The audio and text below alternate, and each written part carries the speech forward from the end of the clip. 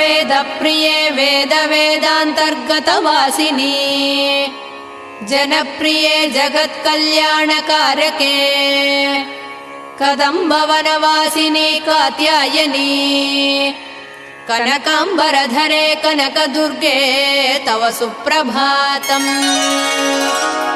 कल्पवृक्षे महाकल्पादिकालनिर्णये मातः मधुसूदनादिमहादेव विनुते मन्दाकिनी सलिलसेवितपदे मन्दस्मिते कनकाम्बरधरे कनकदुर्गे तव सुप्रभातम्।